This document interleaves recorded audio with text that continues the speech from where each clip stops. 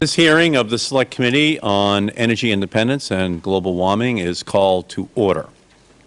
During the last 2 weeks, delegates from more than 180 nations, including the United States, met in Bali, Indonesia, to begin the process of developing a post-2012 worldwide agreement to reduce global warming pollution. This past Saturday, these delegates adopted the Bali Action Plan, which puts in place a roadmap for negotiations over the next 2 years. This roadmap has been criticized for being too weak, too fuzzy, and inadequate for leading us out of the climate wilderness.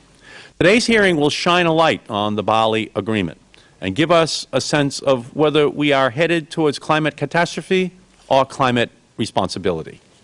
The Bali Action Plan rests on 4 key pillars of climate policy: reduction of global warming pollution, adaptation to global warming impacts, technology development and transfer to developing countries, and financial investment to aid developing countries. This roadmap appears to represent real progress in a number of key areas. Most importantly, it marks the first time that developing countries have agreed to consider taking actions to reduce their global warming pollution. The roadmap also increases the focus on adapting to the impacts of global warming that the world can no longer avoid. It recognizes the need to develop and deploy clean technology and steer global investment towards low-carbon ventures, as well as the importance of avoiding tropical deforestation in combating global warming. The Bali Action Plan achieved these important steps forward despite being weakened by the continued opposition of the Bush administration. Initial drafts of the roadmap included language based on the latest science that recognized the need for global heat-trapping emissions to peak within the next 10 to 15 years, before declining by more than half by 2050, with developing countries reducing emissions 25 to 40% below 1990 by 2020. In the face of opposition from Bush administration negotiators, backed by Japan, Russia, and Canada, this language was dropped from the final action plan. These science-based guides to emission targets were relegated from front and center to a footnote in the final document. Although inclusion of these guides would have strengthened the roadmap, the leaders gathered at Bali did succeed in opening the door to negotiations on a new global agreement. These negotiations represent an opportunity to address global warming comprehensively, but we still need global leadership to realize this opportunity. One message that emerged from the world's leaders in Bali is that we cannot afford to wait any longer to take international action to address global warming. The question now is whether the Bush administration will continue to be a roadblock on this new path. In the meantime, Congress has taken the critical first step to reduce our global warming pollution by passing a Democratic energy bill, which President Bush signed today. That raises the fuel economy standards of our vehicles for the first time in over 30 years and puts our national energy policy back on track. The energy bill is an important down payment on solving the climate crisis, reducing U.S. global warming emissions by up to a quarter of what's needed to save the planet by 2030. In the new year, Congress will begin work on a cap, auction, and trade bill, which will achieve the balance of the reductions needed and demonstrate the U.S. leadership that is essential to reach a global agreement under which all countries take action. We are fortunate to have an outstanding panel of experts on the UN climate negotiations with us today. Many of our witnesses were in Bali participating in the negotiations and have graciously agreed to join us so soon after returning. I look forward to hearing all of your thoughts on the outcome of the Bali conference and the next steps for international climate negotiations. I would now like to recognize the ranking member of the committee, the gentleman from Wisconsin, Mr. Sensenbrenner. Thank you very much, Mr. Chairman. Last week in Bali, Indonesia, the speaker at the UN Climate Change Conference had some pointed comments about what must happen in order to achieve a meaningful agreement on global warming. The speaker had first-hand knowledge of the political landscape in the United States. The speaker said that international negotiators had to move away from failures that have hampered global warming talks since the UN Framework Convention on Climate Change had its first meeting in Berlin 12 years ago in 1995. The Speaker, referring to the so-called Berlin Mandate, said that the meeting put in place an inadequate process that exempted China, India, and other developing nations from taking significant steps to reduce emissions. By exempting these nations, the Speaker said, it made the subsequent Kyoto Treaty impossible to ratify in the United States Senate. The Speaker warned that negotiators in Bali must not make the same mistake of exempting China and India and other developing nations.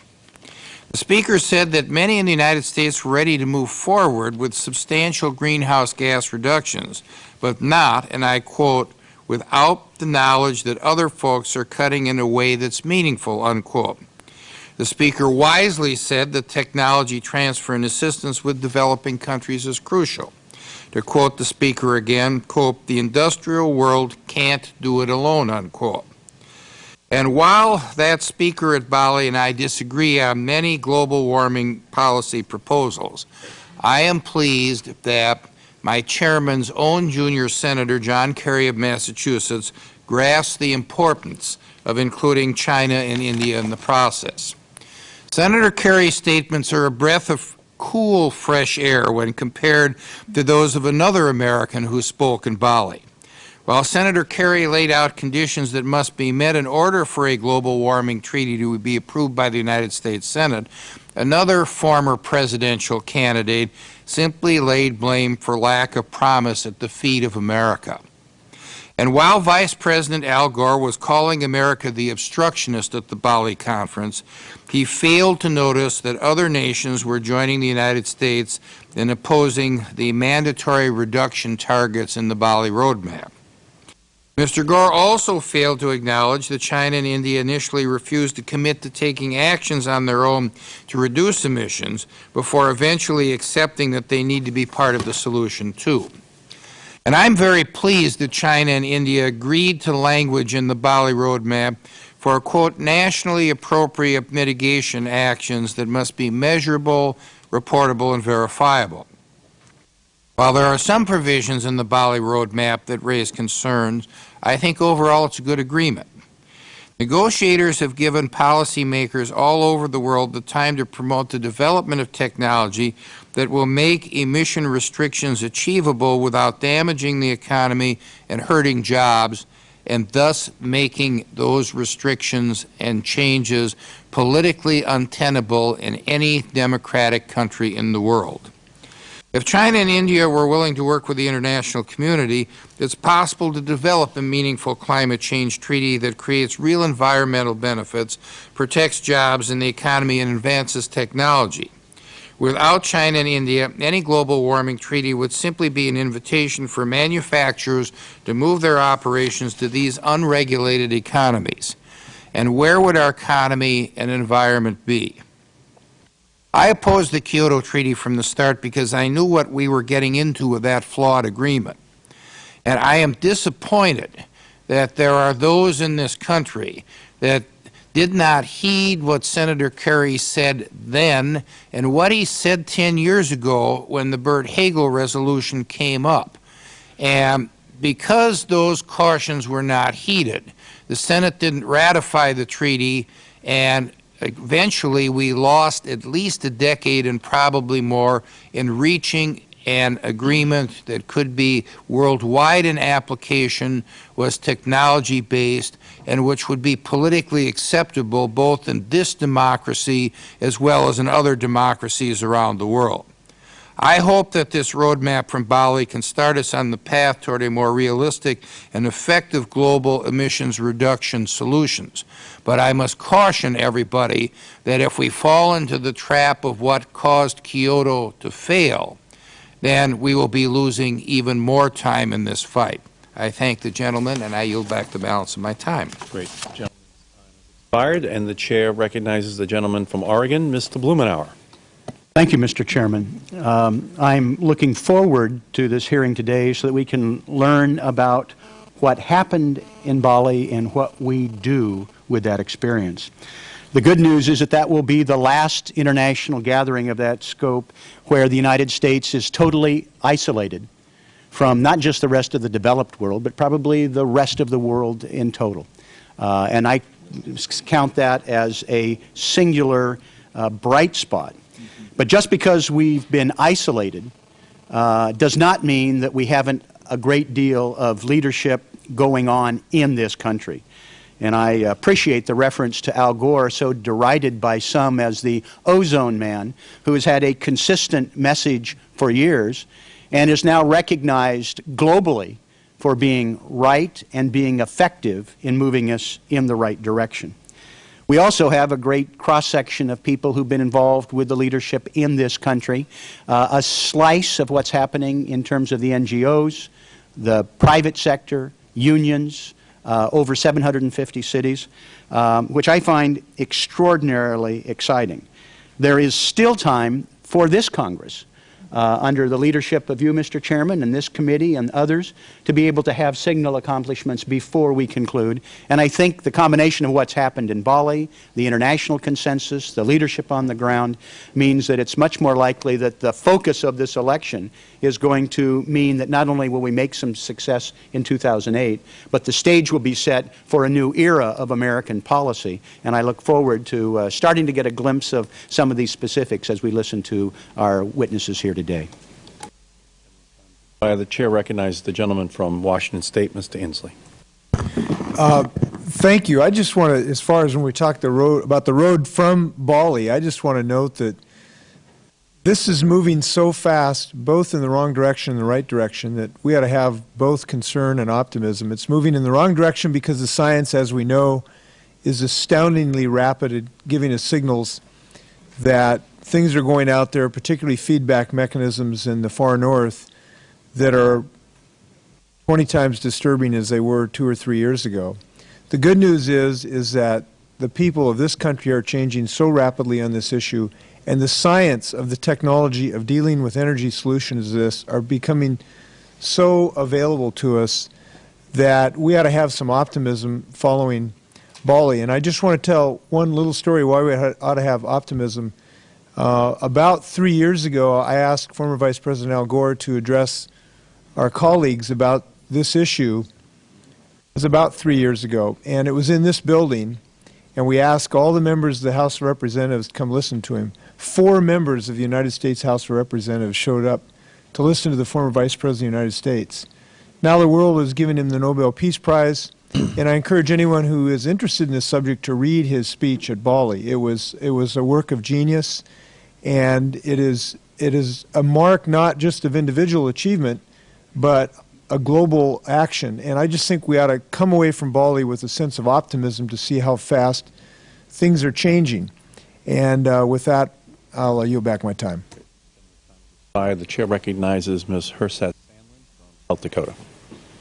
Thank you, Mr. Chairman. Thank you for having this hearing. I want to thank all of our witnesses for their participation in Bali and for being here today. I apologize I won't be able to stay for the testimony, but I again wanted to thank you for taking the time to talk about the next steps and the work of this select committee and the priority of the 110th Congress and continuing to make progress domestically as well as working with international partners in sharing information. And I would have to share, I want to reiterate the statement made by Mr. Inslee about, having some optimism. While there are going to be different interpretations about the roadmap itself and how it compares to the objectives of the conference, I do think that hopefully we can at least agree that the roadmap has us going in the right direction. We're not off course. We've made some progress in the last couple of years of at least acknowledging with what the science has provided and the negotiations over the last couple of weeks of the direction we need to go. But in the 3.5 years that I've been in Congress, I've watched a dramatic shift on one area in particular, as Mr. Inslee was describing, in terms of how fast things are changing, not only in terms of the science, but the political views that people have about certain things where they may have had a certain position over the last 10 to 15 years and now all of a sudden are changing their positions, as my friend from New York, Mr. Elliot Engel, has done on the issue of biofuels. And so when we have gone from huge resistance to biofuels in some corners to a signing of a bill that has a 36 billion gallon target by 2022, addressing, as we will have to, some of the issues that will arise over the next few years, again, we should have some optimism that we're going in the right direction, that there's more progress to be made, but we still haven't yet agreed on the precise destination we're trying to get to. But I have no doubt that over the next few months, and certainly heading into the next year or two, that we'll continue to make progress, and we appreciate the strong efforts that all of you have made in getting us to the consensus that we've achieved thus far and the consensus that we hope to achieve in the months ahead. So again, I thank you all for being here. We look forward to working with you as we figure out the destination. Thank you. I yield back.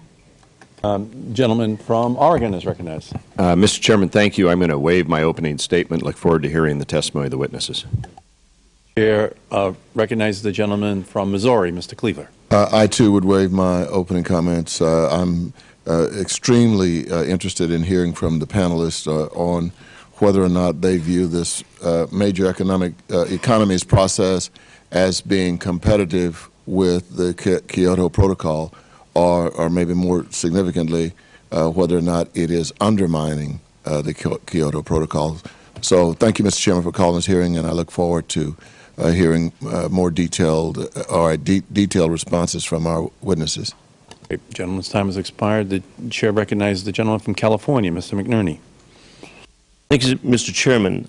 First, I want to commend the members who have participated in the Bali conference for their hard work and for their accomplishment. I recognize the challenges ahead. They're going to be difficult. They're very big, but I'm very optimistic because both of the technology that I see already in play, but also because we're opening up, this cooperation is opening up a new chapter in human history, a chapter of cooperating worldwide to solve global problems. And so I look at this as a tremendous achievement. I thank the participants, and I yield back the balance of my time. Great. Gentleman's time has expired. The chair recognizes the gentlelady from California, Ms. Solis. Thank you, Mr. Chairman. I'll be brief. I just want to welcome our panelists also, and watched with much amusement at the behavior of the United States at the particular meeting in Bali. I was very disappointed because so many of us here in the Congress have been working very hard on trying to educate our communities, especially communities of color, but more importantly, the messages that are sent out to third world countries.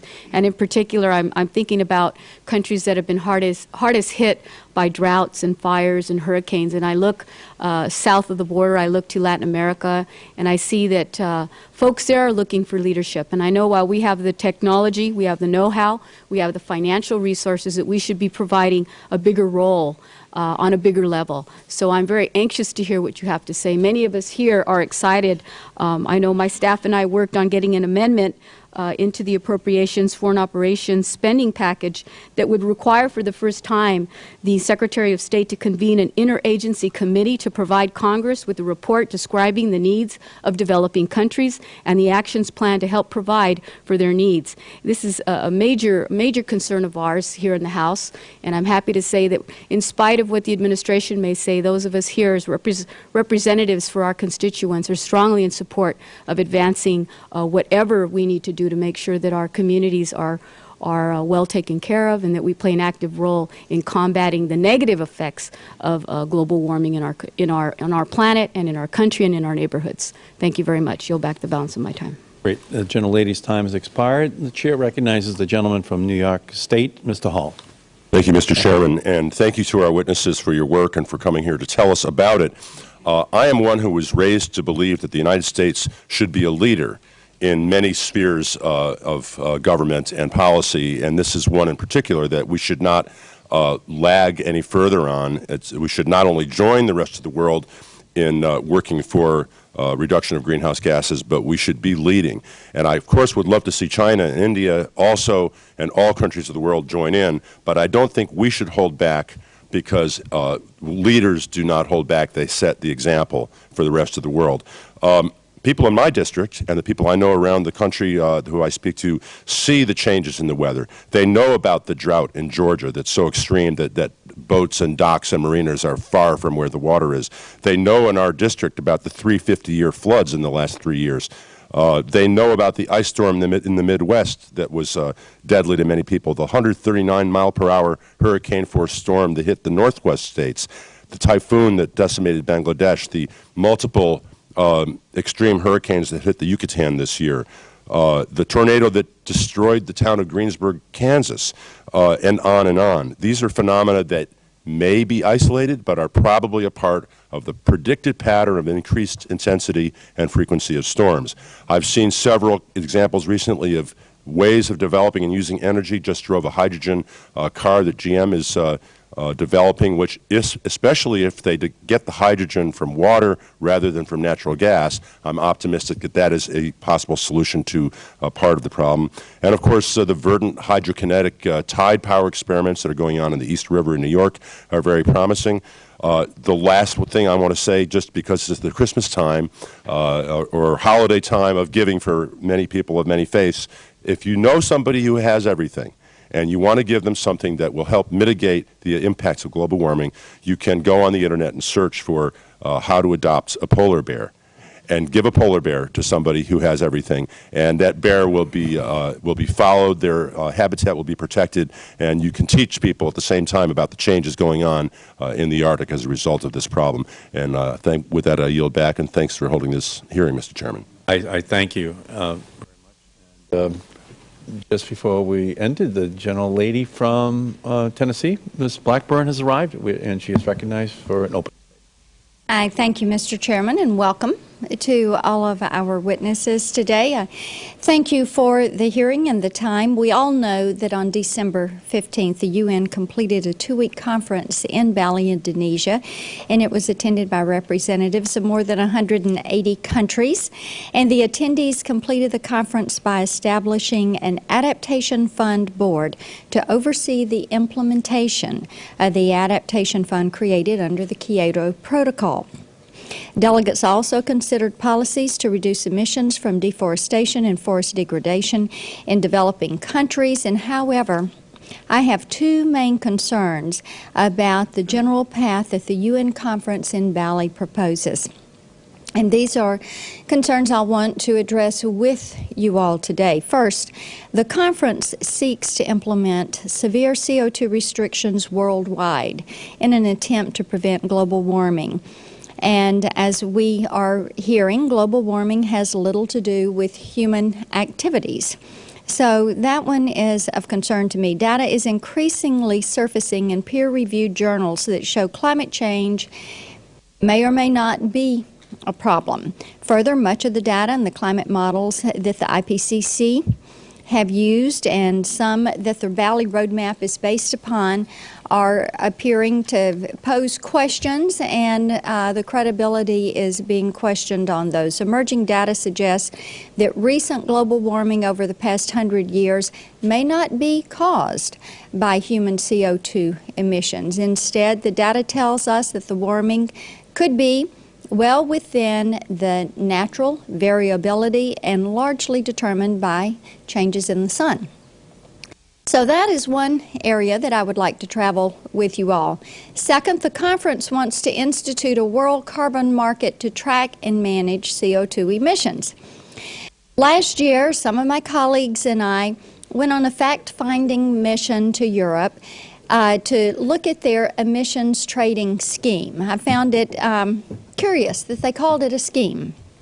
And what we found was a system that maybe wasn't as credible as we would like to see it, that it didn't reduce the CO2 emissions, and in some cases might have even aided the increase. So to force this type of system on every industrialized nation is not going to be something that's going to stop global warming. We have to look at what the benefits and the causes and the cost are going to be, and then look at how we need to address other issues that may be more pressing problems that we can do something about: diseases, malnutrition, and sanitation. So thank you, Mr. Chairman. Look forward to the questions and welcome to our witnesses. I thank the gentlelady. All time for opening statements by members of the committee has expired. So we'll turn to our panel. And our first four witnesses today all participated in the Bali conference. We will begin with Mr. Alden Meyer, Director of Strategy and Policy for the Union of Concerned Scientists.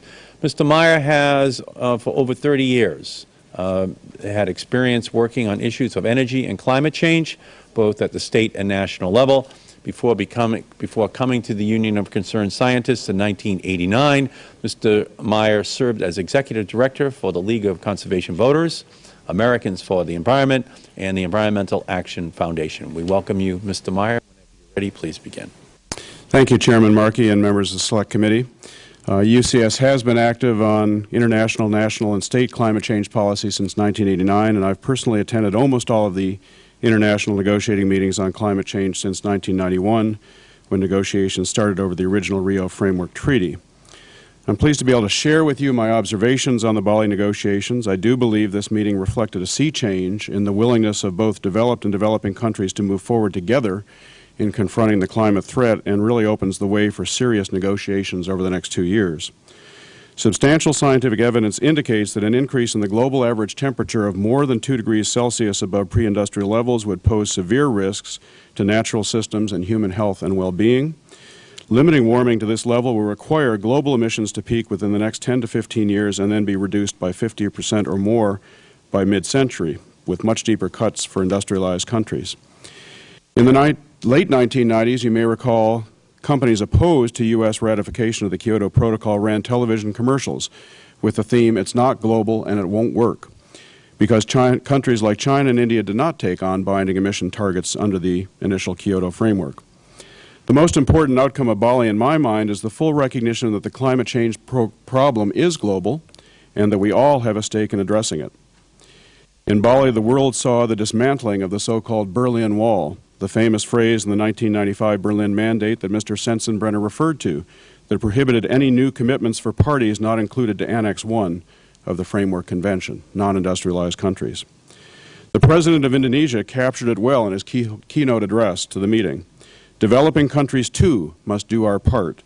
The bottom line is that we all must do something differently and do something more. The new Australian Prime Minister, Kevin Rudd, put it starkly.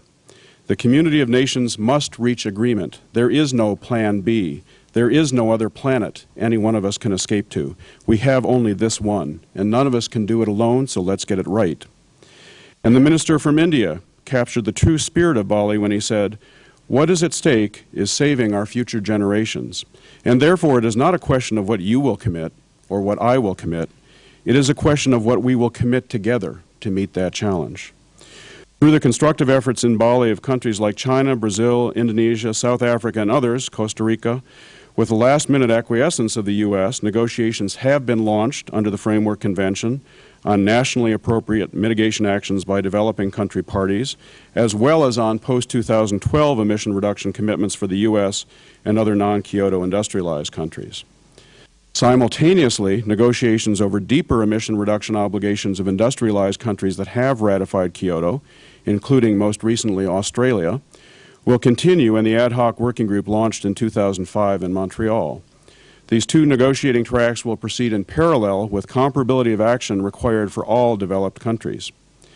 Consensus could not be reached on the level of ambition for these negotiations, as the U.S. fought hard to keep any specific reference to the need for industrialized countries to reduce their emissions 25 to 40% below 1990 levels by 2020 out of the convention track decision. In the closed working group negotiations, developing countries said they could accept a reference to the need for global emissions to peak in the next 10 or 15 years and to be reduced by 50% or more by mid-century. This would have been a significant achievement, given that achieving such a goal would require substantial reductions in projected emissions for big developing countries like China, India, and Brazil. But these countries made it crystal clear they could only support such a goal if it were to be accompanied by the language on 25 to 40% reductions in emissions by industrialized countries by 2020. The U.S. was unwilling to cut this deal, falsely claiming that inclusion of such a range would, quote, prejudge, unquote, the outcome of the negotiations. In my view, this was a significant missed opportunity. But the science-based language remains in the Kyoto Track decision, along with the comparability language in the Bali Action Plan, so you could argue by reference it applies to the United States. While the language on mitigation actions by developed and developing countries generated the most intense debate in Bali, there are a number of other important building blocks included in the Bali Action Plan, which I describe more fully in my prepared testimony. These include adaptation, as Ms. Solis referred to, helping vulnerable developing countries deal with the significant impacts of climate change that are already apparent and will only worsen in the future. Reducing emissions from deforestation and forest degradation, which accounts for an estimated 20% of global CO2 emissions, equal to the total emissions of the U.S. or China, and more than the total emissions of the transportation sector worldwide. And strategies to facilitate the development, transfer, and accelerated deployment of clean technologies, along with greater access to financing and capacity building for developing countries. Putting flesh on the bones of the technology and financing elements of the Bali Action Plan is key to reaching agreement over the next 2 years on sectoral, policy-based, and other mitigation commitments by developing countries to help decarbonize their future development path. The fact, at the end of the day, the Bush administration was unwilling to block these negotiations from going forward is a hopeful sign. For while a different U.S. team will be on the field during the second half of the negotiations, it would have been a tragic waste of time to run out the clock. Finally, Mr. Chairman, in her speech during the high-level segment, Connie Hedegaard, the Minister of Denmark, which will host the meeting in December 2009, where the new agreement will hopefully be reached, laid out a clear challenge to the U.S. It is about time that we act in a collective, constructive, and timely manner. For almost a century, Europe has looked to the U.S. for leadership and guidance in times of instability and change. We do so yet again as we strive to reach a truly comprehensive agreement to combat climate change. But we do so knowing full well that all countries, not just the largest emitters, share responsibility for the final outcome. I hope, Mr. Chairman, that we will heed Minister Hedegaard's wise words as we move forward from Bali to Copenhagen. Thank you, Mr. Meyer, very much. Our second witness is Mr. Phil Clapp, who is the Deputy Managing Director of the Pew Environmental Group. Mr. Clapp previously served as the President of the National Environmental Trust, which he has led since its founding in 1994. Mr. Clapp has more than a decade of experience on Capitol Hill as Staff Director of the House Budget Committee's Energy and Environment Task Force and Legislative Director for former Senator Tim Wirth. We welcome you. Mr. Clapp, whenever you're ready, please begin.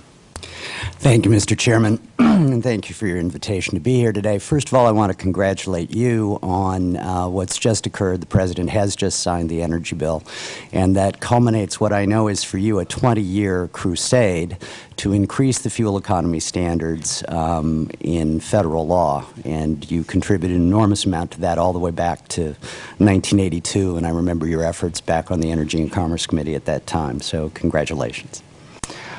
The delegates came to Bali with fundamentally three challenges. I'm sorry? Reset, yeah. Well, that was a good strategy. Delegates came to Bali with fundamentally three challenges. First, a decision as to whether to launch formal negotiations on a new treaty to be concluded in Copenhagen in 2009. Secondly, to establish the timetable and rules for those negotiations. And third, to agree upon measures that would be open for discussion. That was the minimum bar, and I think all three were accomplished in Bali. We have an agreement today that could have launched a much stronger set of negotiations. As many of you have noted in your opening statements, the European Union proposed a reduction of 20 to 40% in worldwide emissions and a long-term goal of a 50% reduction by 2050. I want to emphasize that those were only in the preamble of the agreement. This was a ultimately hortatory statement that this is the target that the world should be seeking to reach in the new negotiations. No one was attempting in Bali to impose some sort of regulatory straitjacket that said there was a binding agreement that these reductions should occur, but it was an attempt to create a budget. Unfortunately, the United States opposed those provisions, that preambular language, and as a result, although it does appear in the text, we can claim less of an endorsement coming out of Bali for that as a target than we could have, and that's unfortunate.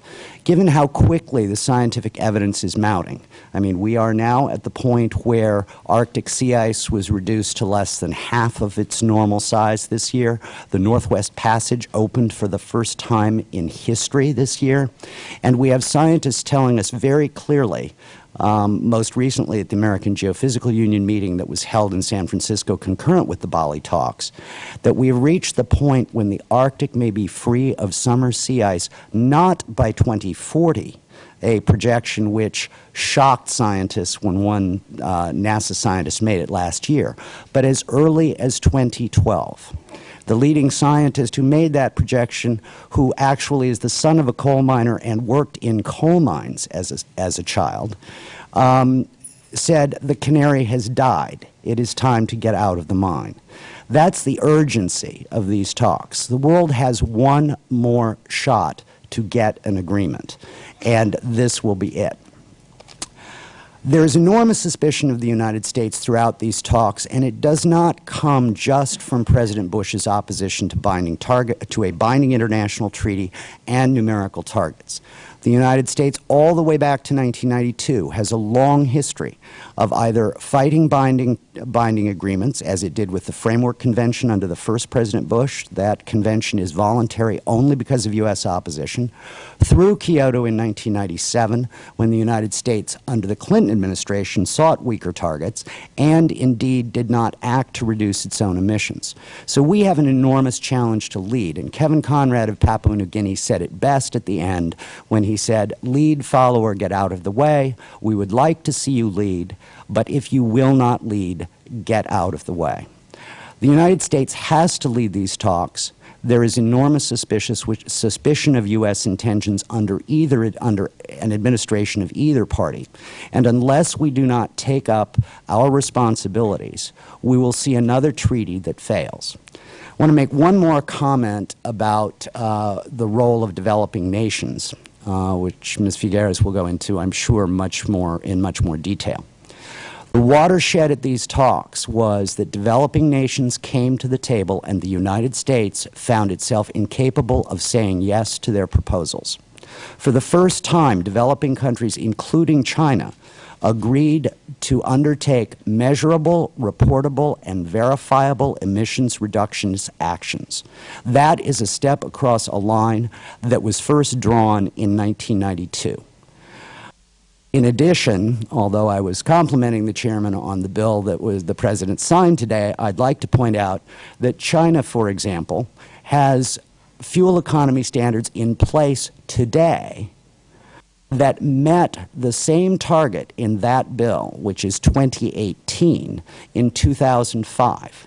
So there's an enormous amount of leadership going on in the developed world that the United States is not recognizing. And unless we do and come to the table with something to offer in return for their leadership on a number of these issues, we will find yet another failed negotiation. I'll stop.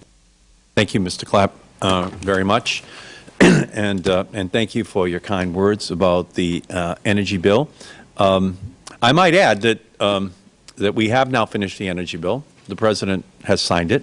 I don't think anyone was predicting that last December, but it has happened.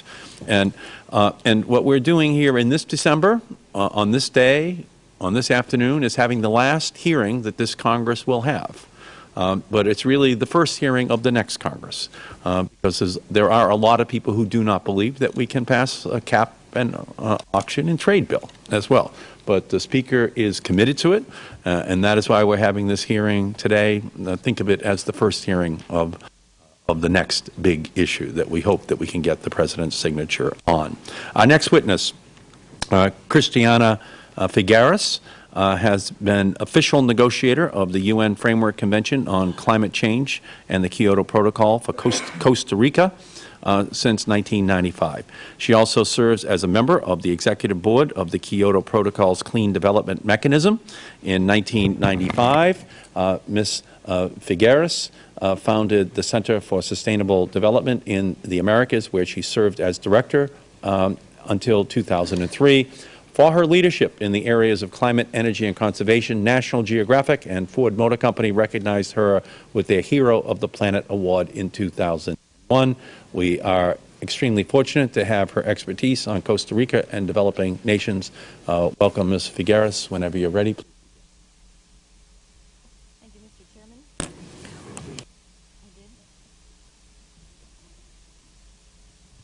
Thank you, Mr. Chairman. Honorable members, I speak to you as a citizen of Costa Rica, a developing country that has taken on the goal of being carbon neutral by the year 2021.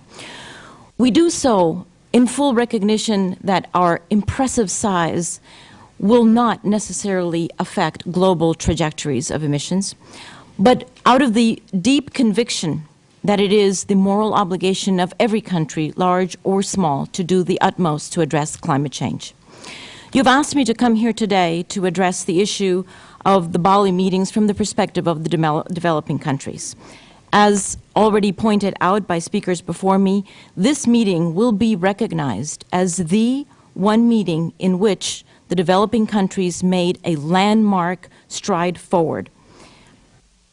I want to point out 3 specific issues that are highly unusual for developing countries. Number 1, their willingness to participate in the Climate Change Convention in very unusual ways.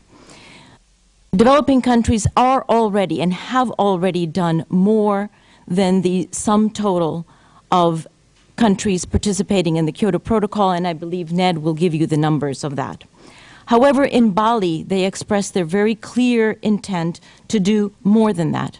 In a dramatic departure from the traditional no new commitments stand, developing countries assumed under the Bali decision their willingness to undertake measures, measurable, verifiable, and reportable actions supported by finance and technology on the part of developed countries. The industrialized countries assume measurable, verifiable, and reportable commitments or actions according to their national circumstances. From our perspective, we recognize that this is a major step forward for the United States, given where the United States has been over the last few years. But it is much weaker commitment than that which the European Union had already committed to before they went to Bali. So on that score, the developing countries have put much on the table, and as a group, the industrialized countries have put comparatively less. To my second point, commitments, our very favorite word. The decision in Bali does not obligate any party to any type of commitment. In fact, it just opens a process over which, over the next 2 years, we will explore the form and level of commitment of all parties. The form of further contributions on the part of developing countries is yet to be determined, but it will very likely not be binding national emission targets as those that are assumed under the Kyoto Protocol. In fact, it is our task over the next 2 years to explore the full range of commitment types that may be possible, and possibly to move toward a basket of commitment types where every country will assume the type of commitment that it feels comfortable with according to its national circumstances. Third, and most importantly, contingency. The Bali discussions point very clearly to the fact that all further action of the developing countries is predicated on whatever the industrialized countries are going to do, and more specifically on what the United States is going to do. The United States is admittedly the largest historical emitter, the highest per capita emitter, and the wealthiest nation. It is understandable then that there is a perception that the United States is not doing enough. I would like to underline that a higher level of ambition of the United States as we go forward will encourage stronger contributions of the developing countries. Conversely, a lower level of ambition of the United States will elicit only weaker contributions of the developing countries. Hence, the United States is in the very privileged position of wielding the most influence on what the global overall level of effort is going to be as we move forward. To conclude, I would like to underscore that this new engagement of developing countries is a very clear invitation to the U.S. to engage. But there's a timing issue here. The agreement is scheduled to be reached by the end of 2009.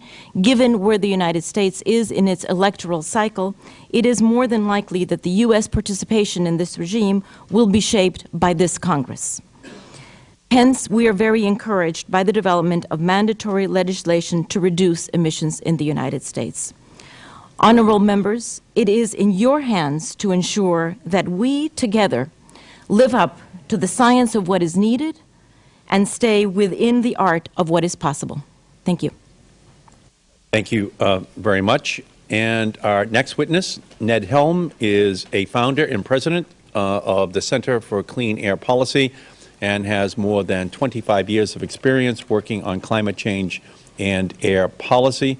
Mr. Helm advises Congress, state governments, and the European Commission and developing countries on those issues. He played a key role in the development of the Clean Air Act of 1990 and the European Union's emission trading system. So we welcome you, sir. Whenever you're ready, please.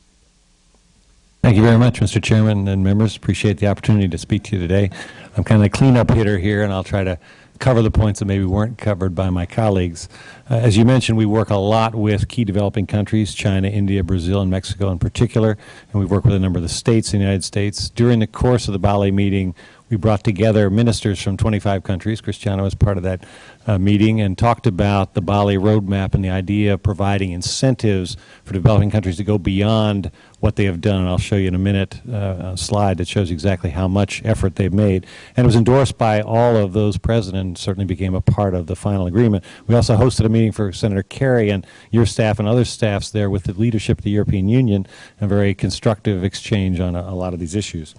I want to make 4 points this morning. First, I want to emphasize the difference in vision between the United States and that of the European Union and developing countries and the rest of the world in this debate. Secondly, I want to talk about the EU's leadership. I think what they did going into Bali and what they did at Bali was critical to the outcome and deserves a lot of recognition and reflects dealing with the competitiveness issue in an effective way, and I want to come back to that. Thirdly, I want to echo what Cristiano and others have said about the role of developing countries and sort of provide you with some actual detail on the level of effort developing countries have undertaken already and what we expect coming forward. And finally, I want to address the issue that Mr. Sensenbrenner raised earlier about competitiveness. I think the European Union has crafted a much better path, a much more positive path to dealing with that than we have so far in the U.S., where the major effort so far has been this border tax adjustments provision proposed by Mr. Bingaman and others in the Senate bill. I think there's a much better path that developing countries would welcome that would move the ball forward rather than sort of saber rattling as we saw the administration do a bit of during the debate. Okay, let me hit quickly these points. In terms of difference in vision, I think the fundamental difference here is Europe and developing countries see this as a process where we take unilateral action, we step forward, make commitments, and then we work together through incentives to go beyond that. That it's a joint effort. We've all got to rise together to meet this challenge. In contrast, the U.S.'s view has been, let's all make pledges, let's have some weak aspirational goals for 2050, and then call it a day. I mean, the heart of the difference here is, do we do something in 2020 that ensures that we still have the possibility of meeting the goal we want in 2050, or do we sort of see what happens and hope for the best? Basically, unless we make a decision in 2020 that's pretty concrete, we basically wipe out our chance of meeting the budget in 2050. In terms of EU leadership, as you know, the heads of state of Europe back in March agreed to a 20% reduction below 1990 levels on their own unilaterally, regardless of what anybody else does, and they propose to do 30% or more below 1990 if other developed countries step forward and if major developing countries made comparable efforts. And that really set the bar for the discussion at Bali. It was a very useful signal, and it also sent the signal that the EU sees this as not just a question of narrow competitiveness concerns, but this is a bigger deal than that we can take a hit in the cement industry, the steel industry in the short run in return for solving this much larger problem. I think that's the way we got to think about this issue.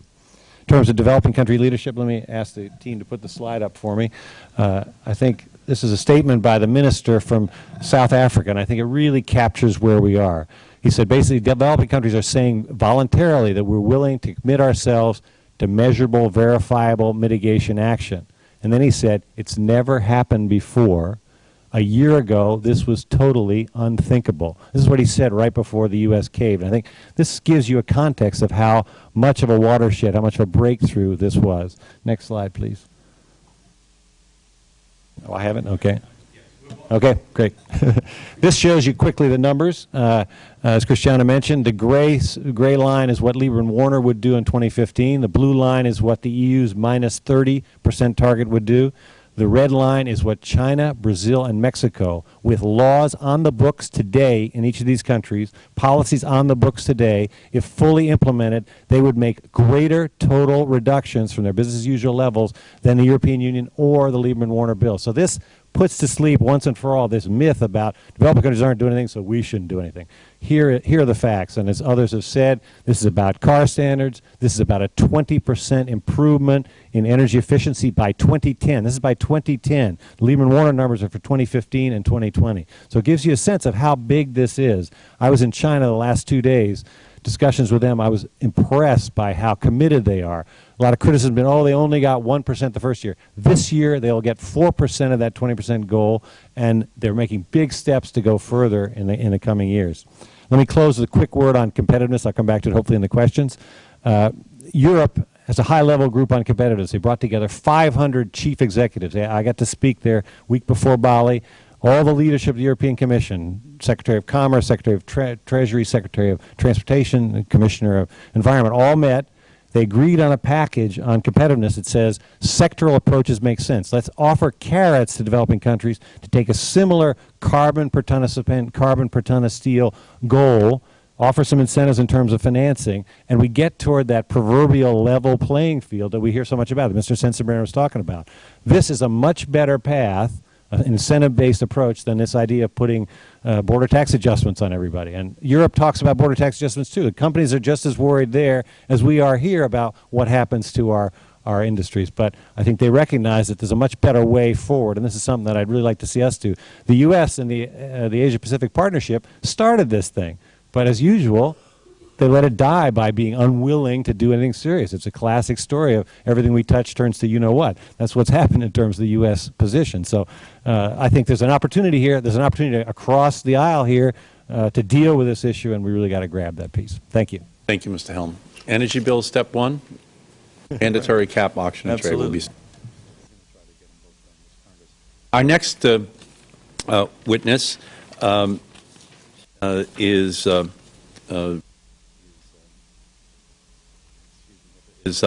Myron Ebell. Mr.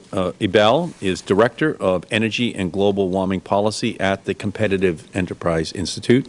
Before joining the Competitive Enterprise Institute, Mr. Ebell focused on environmental issues as Policy Director for Frontier of Freedom, as a senior legislative aide for our good friend and colleague on this committee, Congressman John Shadegg, and has also served as the Washington representative of the American Land Rights Association. We welcome you, Mr. Ebell. Whenever you're ready, please begin. Thank you, Chairman Markey, and thank you for having me here today. I'm sorry to say I cannot begin by congratulating you on the anti-energy bill that was enacted. One of the reasons I was not able to go to Bali this year is that you all have been keeping us so busy and with things that we oppose. But congratulations for getting it through. I'm not pleased, but congratulations. Mr. Ebell, I did not go, but I went by Avatar to Bali. Right. I recommend that the next time you well, can. I've been to many of these COPs. You know, it's interesting that 15,000 people were so eager to get out of our winter temperatures and fly to a tropical paradise. Of course, they used a bit of energy. I don't hold that against them. I would also like to say I'm very pleased that two members from my native state are here. One of them I consider my own congressman. He's from the right side of the Cascades, as I like to think of it. I would like to say I think that the Bali talks need to be put in some kind of context. And what I would like to say is that if global warming is a problem, then the Kyoto approach cannot possibly be part of the solution. It is being tried half-heartedly in some of the countries that ratified the Kyoto Protocol, and it's not working. even in the European Union, where global warming is a religious commitment, emissions are going up. Emissions have been going up since Kyoto was ratified in 1997. They are continuing to go up. They are going up much more rapidly in some European nations than in the United States, even though those nations have lower economic growth and virtually no population growth. Our emissions have tracked population growth, and we have been putting on about 1 point of emissions growth for every point of population growth, and we've been putting on about 3 points of economic growth for every point of emissions growth. Spain has been putting on more than 1 point of emissions growth for every point of economic growth, for example. Now, if Europe were really serious about this issue, I think there would be some indicators. For example, if the Brown government decides not to go ahead with the new runway at Heathrow, or if they decide to cancel the proposed coal-fired power plants, or if the German government decides to back down on auto emissions controls and tells that their big automakers will just have to stop producing so many big cars, I think that would be an indication that they're serious. But, you know, we've got this cap and trade before the Congress. Cap and trade is not working in Europe except to benefit big special interests. Places like hospitals are having to buy credits from big oil companies, for example. This is a huge wealth transfer, but it is not an emissions reduction program. And I've brought copies of a paper, an exhaustive paper, by a think tank in London, Open Europe, that shows why the European emissions trading scheme is not working. I would point out that the preface to that large paper is by a Green Party member of the Swedish Parliament. Now, I generally agree with Mr. Sensenbrenner about Bali. I think there are reasons to be positive. And I would say, first of all, the U.S. tends to be isolated at all of these negotiations on multilateral environmental agreements. And the reason is because we are unusual in that if we ratify a treaty, it has the force of law and it can be enforced in federal courts against the administration and against the Congress. That isn't true of any other country in the world. That's why if Japan or Canada or the European Union fail to meet their Kyoto targets, they'll say, oh, well, we tried. We're morally superior because our intentions were good. That would not be possible if we ratified the Kyoto Protocol or a succeeding agreement. We'd have to do what we said. It could be enforced in federal courts. But I do not think the U.S. is isolated anymore at these negotiations. I think it's the European Union that's isolated. The United States now leads, and you will see this if you look at the positions of Japan, Canada, Australia, even the new government in Australia, Russia, many of the G77 members, and I think we have found a lot of common ground with China and India. Very briefly, the common ground is mandatory regulations won't work if the technology and the economics don't work. That therefore future agreements must first focus on technology, on adaptation, and on some side issues which I think are important, like forestry. So I will stop there. Thank you very much. Thank you, Mr. Ebell, very much. The Chair will now recognize himself for a round of questions. And you, Mr. Clapp, and you, Mr. Meyer, do you think that the major economies meetings initiated by the United States can make any positive contribution to the UN negotiating process? Or are they more likely to undermine it? I think what's important, Mr. Chairman, is that the administration's objectives in the major emitters talks are quite unclear. We have two sets of talks going on here simultaneously. I mean, there is an aggressive agenda that has to be followed to achieve an agreement in Copenhagen under the UN process by 2009. At the beginning of the Bali conference, the chairman of the White House Council on Environmental Quality delivered a letter to the other delegates outlining a process of monthly meetings between now and July all over the world, with an agenda to come to some sort of agreement by a leaders' summit in July. Well, every country only has so many global warming negotiators. It's very unclear to me, and I think the administration should make clear what its objectives are, because it has the prospect of really undercutting the ability to continue the UN negotiations. Meyer. Let me just build on that. I think it could be a useful process if the U.S. would put forward a specific proposal of what we want to do. The European Union has said that they want to try to stay below the 2 °C temperature increase that I mentioned. Japan has put forward its Cool Earth 50, calling for a 50% reduction in global emissions by 2050. The U.S. refuses to put any specific proposal on the table. And I asked Jim Conant about this in Bali. I said it's like inviting people to a dinner party and not serving food. The main purpose of the September meeting was to talk about the global long-term goal. The U.S. put no proposal on the table. If they don't put a serious proposal on the table in Honolulu, my own view is it's not a serious effort.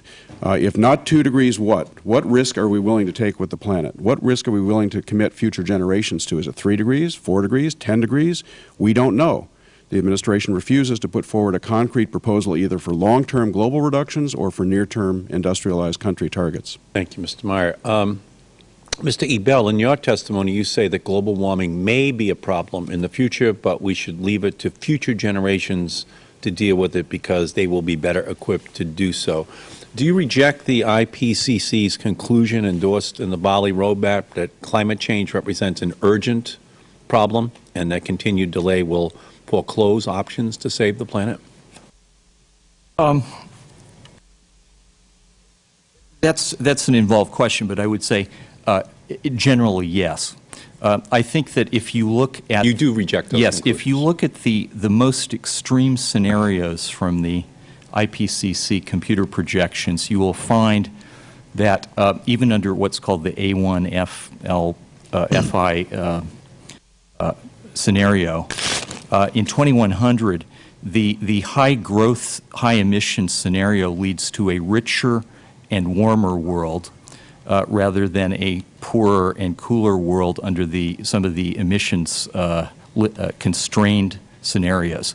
So I think, in fact, to give you another example, cold weather kills a lot more people than warm weather. About over 10 times more people die from cold weather every year than warm weather. Now, we know that under global warming theory, most of the warming will occur in the upper latitudes in the winter, and all the projections from all of these models are exactly, they mirror what's been happening in the 20th century, namely, as hot weather mortality has been going down, but cold weather mortality has not been going down nearly as much. So from a simple utilitarian calculation, a little bit of warming in the upper latitudes will lead to an increase in human flourishing. Let me go to Ms. Figueres. Your testimony discusses the watershed decision of developing countries at Bali to agree to consider mitigation actions under a new global climate change agreement. Given the current administration's intransigence on climate change, what explains developing countries' willingness to open up to this discussion? Thank you, Mr. Chair. The willingness comes, I believe, from desperation. The fact that the United States has been completely unwilling to live up to its very visible responsibility has led developing countries to say, okay, then that means that we need to accelerate the pace at which we will accept our responsibility in order to bring the United States on board.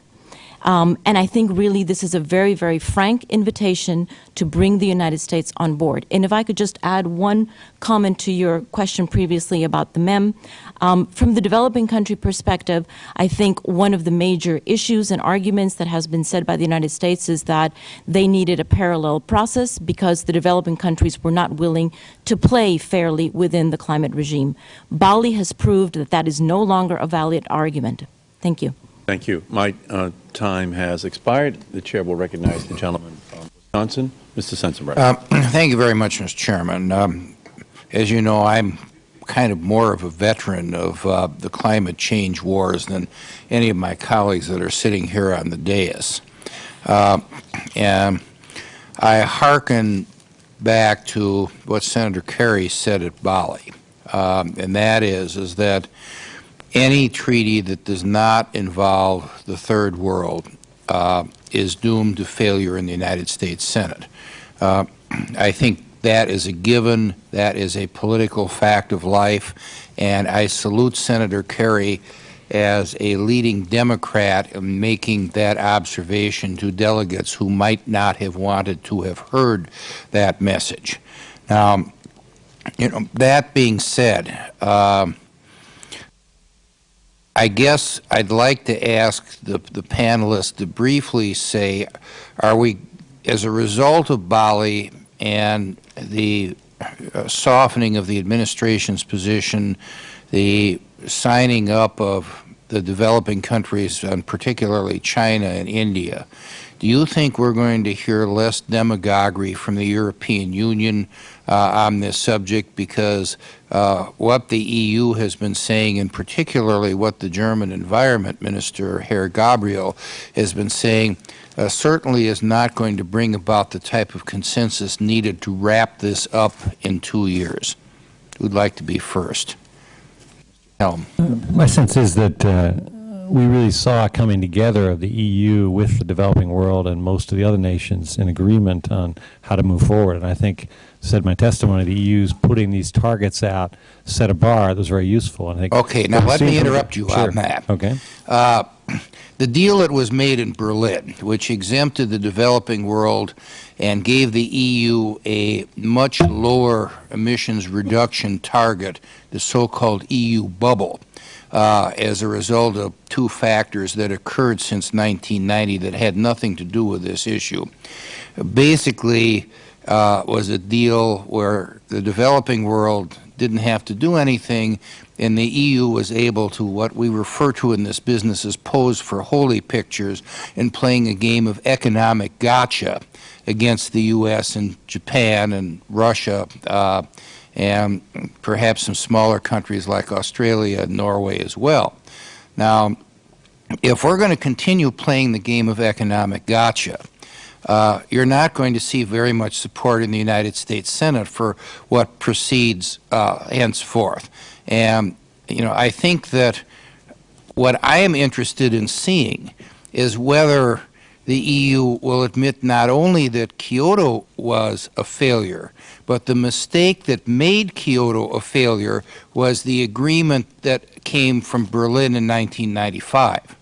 I think there's two responses. One, we're beyond that, as everyone on the panel said. I mean, we basically have that clear statement that verifiable national actions will be part of this, and we have the track record I presented in terms of what China, India, Brazil, Mexico have already done. I think in terms of the EU, they did make significant reductions, and they're now prepared to participate in that larger effort that will go forward in terms of with the developing countries. So I think we're going to see a significant package coming forward. So we're beyond sort of the history of did we do the right thing on Kyoto or not. We've now stepped up to the point where everybody's going to take real steps. Unfortunately, Mr. Markey and I couldn't go to Bali because we were busy doing the job we were elected to do here. But reading the quotes in the press, particularly from Minister Gabriel, did not give me much heart that the EU had gotten the message, and particularly the largest economy within the EU, which is that of Germany.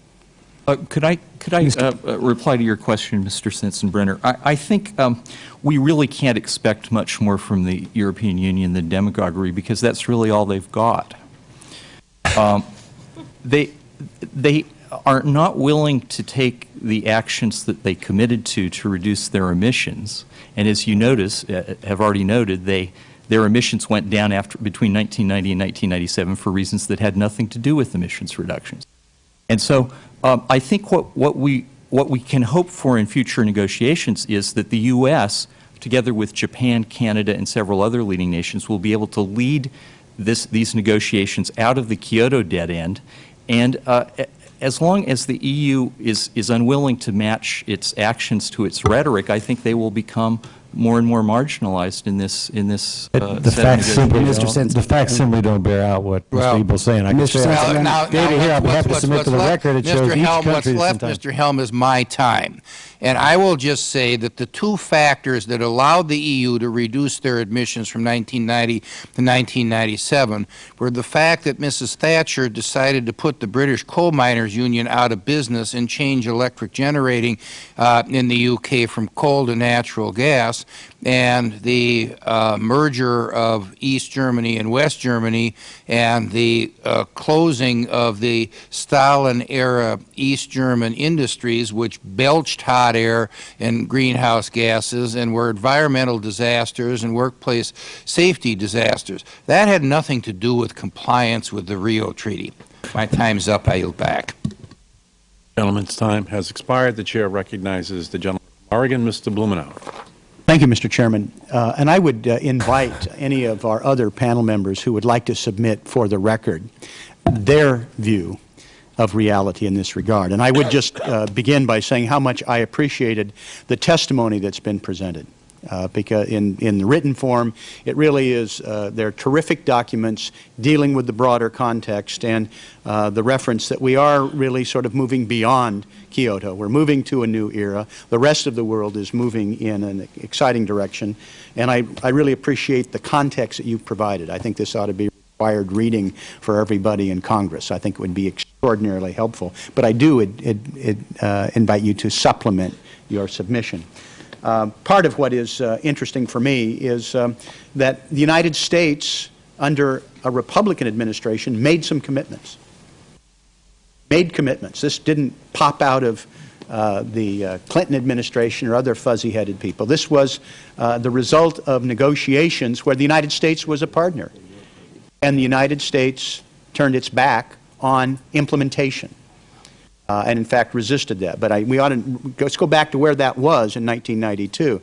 It's not that it's impossible, and you've documented some of the area. I come from a city that is at 1990 level of emissions, and has had 4 consecutive years of, and I appreciate, Mr. Abell, that's on the other side of the mountains, but it's doing something that has actually helped that community, and it's met those commitments. Careful now, the other side of the mountain thing. No.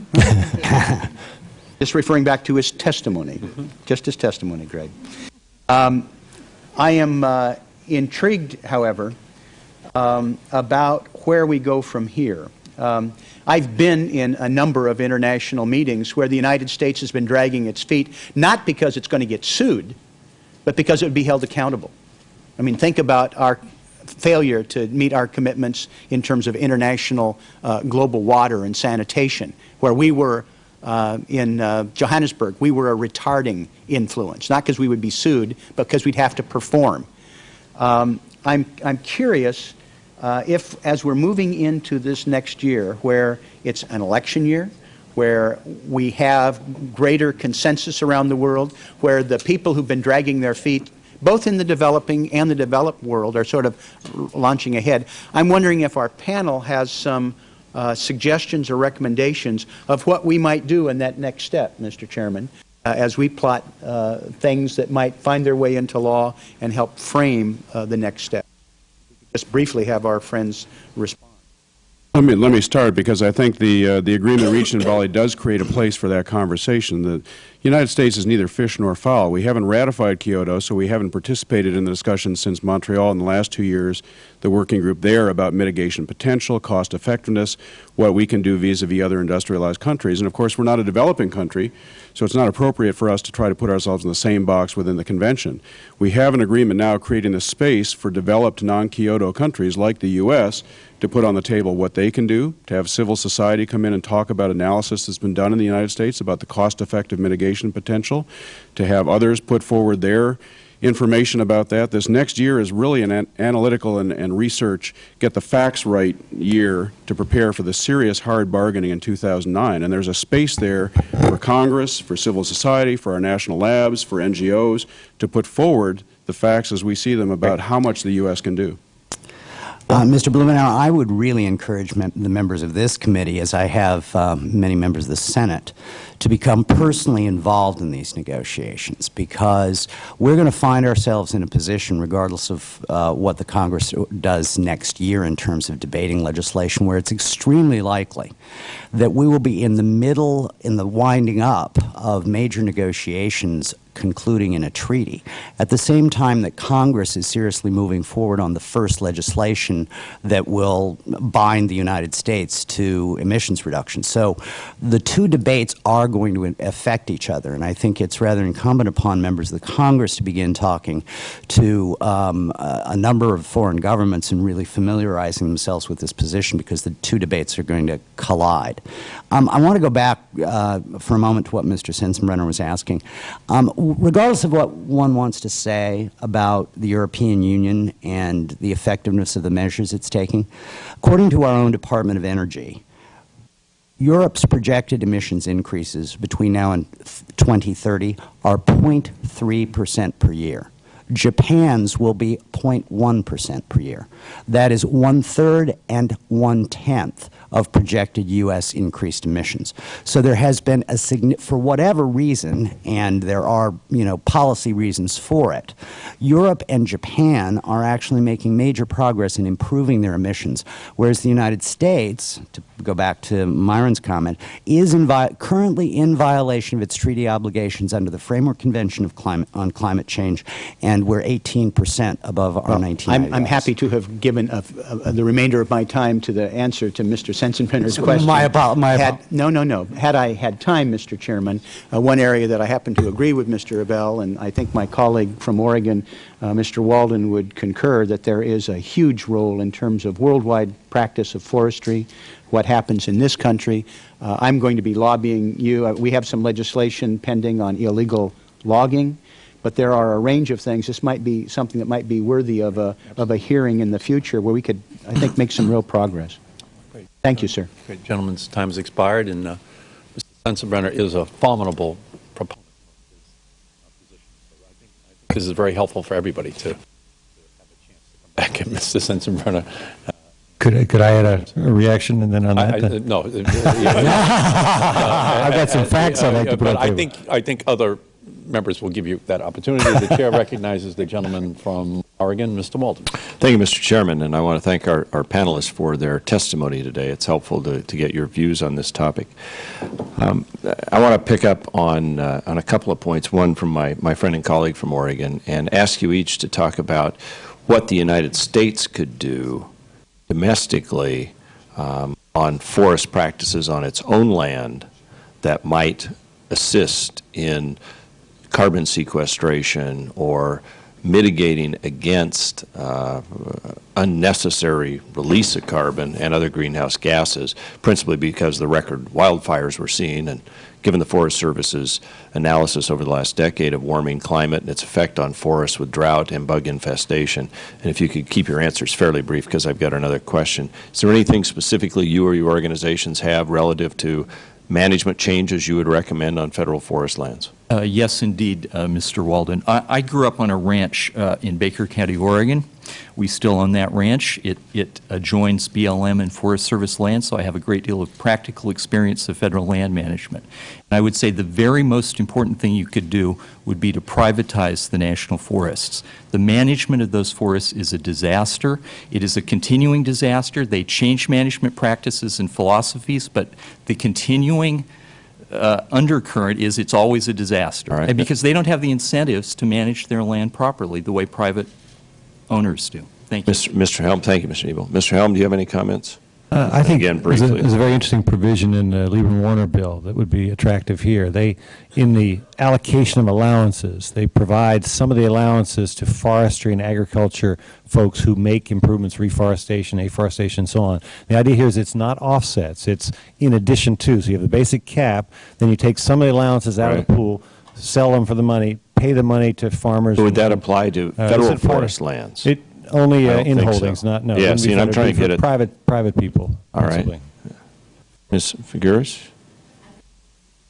Countries, but not with respect to the United States. I will hold off. All right. Mr. Clapp? I think that Ned covered what I would have said. All right, Mr. Meyer?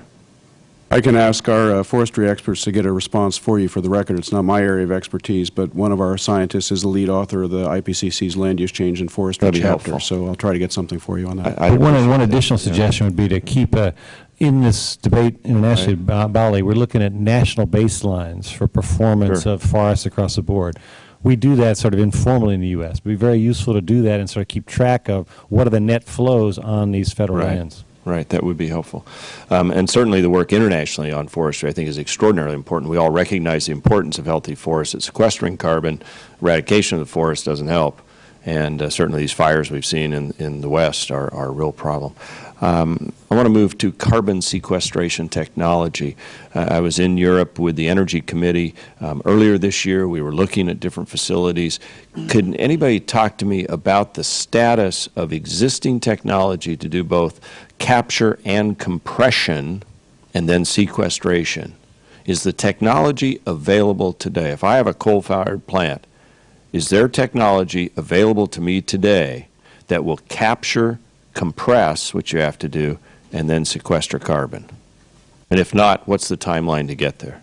My sense is the answer is yes, that we've done this, we've done the different steps in carbon capture and sequestration at different points. We haven't done it in one integrated way. The oil industry has done this for years with oil refineries, where they capture the carbon and, of course, then re-inject it for secondary and tertiary oil recovery. So I would argue the technology is there.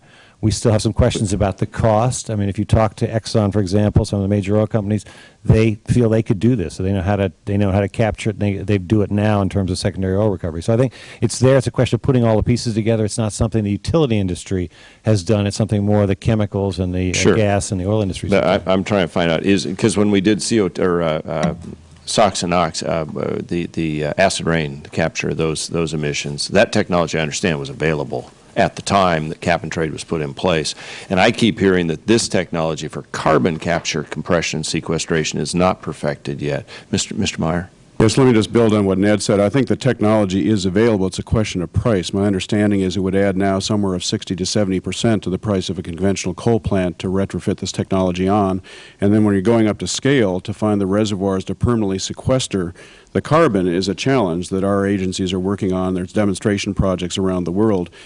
The goal, I think, of DOE is to try to get that increased cost down to maybe the 10 to 15% range so it's more viable economically. But even there, we're going to have to help countries like China and India cover that spread between conventional, unconstrained coal and carbon capture and storage coal. Yeah, two questions on that point as a follow-up. Is the issue about where do you put this carbon, how do you keep it there, and what happens if it comes out? And the second is, have you cost out the additional price per megawatt hour or kilowatt hour, whatever matrix you want, that this capture and sequestration will add to, say, the average power bill? Mr. Meyer? Mr. Weldon, I think we're at the point where the real issue is demonstrating the cost at scale. You have utilities in the United States. I mean, Jim Rogers of Duke Energy has said this publicly many times, that he simply cannot justify to his shareholders because there is no regulatory or legislative requirement in place the kind of investment that is necessary to do demonstration projects, and that's where we are at this point. So you're telling me that the technology, I could go out today if I owned that coal-fired plant and that technology is available to me to put in my smokestack or carbon stack, whatever we call it now, and the technology is there to run a tube and put the carbon in the ground? No, what I said is that we need the demonstration projects that bring it up to scale. So it's not available now? It is not available at a commercial scale now. You need incentives to make it go. You need all right, I'm trying to get just the first piece here, which is it technologically ready? What's it take to get there, and then at what cost? Maybe Mr. Eagle? Yes, thank you, Mr. Weldon. I think it is ready in the sense if you're willing to spend a lot more money and you're willing to do it at a small scale. I think that the two things should be really kept in mind. One is the current technology only captures 2/3 of the carbon dioxide that's produced. And secondly, I think the real thing besides the technology are the legal and political obstacles to transport and pressurized storage underground. I think those are And we heard that in Europe, too, that you are, in effect, if carbon's a pollutant, you're putting a pollutant in the ground, and some laws may have to be changed here and elsewhere to deal with that set of it. Is that true? Is that That's true. And I'd add, in terms of Europe, Mr. Sensenbrenner's favorite topic, Europe is committed to building 10 to 12 of these demonstration plants by 2015. They will have in place next year a new framework for regulating this very question you're asking. They've got that. It'll be completed by the end of 2008 so that we can go forward with those plants. But I think what we need here is we need the same kind of commitment in terms of demonstration. We're still just trying to build one future gen. Thank you, Mr. Chairman. Thank you to the panelists. Gentleman's time has expired.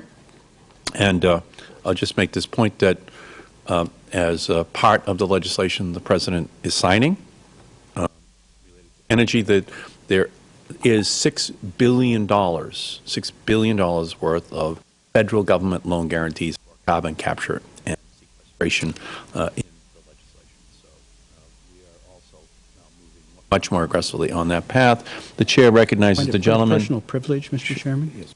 I am concerned, the lateness of the hour, people have missed lunch. I have an alternative energy source, a fruitcake that I make every year. Great. And I was, it may not be legal after the next round of environmental protection, so I was just going to pass this down here if there's no violent objection. And Mr. Sensenbrenner is raising ethics questions, but yes. I think we'll say that for the purposes of Congressman, we can accept fruitcake from other congressmen. The Chair recognizes the gentleman from Washington State, Mr. Inslee. Thank you. Fruitcake, the ultimate renewable energy, I suppose. I want to ask Mr. Helm about to elaborate on the European experience of the carrots rather than the sticks on imports from countries that don't have aggressive carbon measures. Could you tell us how mature those efforts are and what successes they may have had and what lessons we ought to learn? Okay, I'd be happy to. As I mentioned, the EU has this high-level group on competitiveness, energy security, and climate, and it's been meeting for 2 years, and I participated 2 weeks ago in this high-level conference, 500 executives there. They agreed on a path that would be to encourage key developing countries to work with them on setting carbon intensity goals for key competitive sectors, so cement, steel, pulp and paper, oil refining, that sort of thing. And the idea here would be you do a benchmarking, sort of say, what's the best practice technology today for a wet kiln cement plant?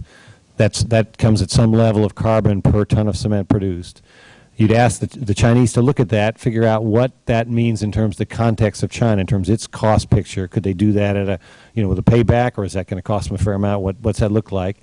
You'd then ask the Chinese to set a target. The Chinese would be offered incentives in the form of technology finance to go a little further, to set a little tougher target. That would be their target, be a no-lose target. They'd set that target as part of their commitment in this next period, 2012 to 2020.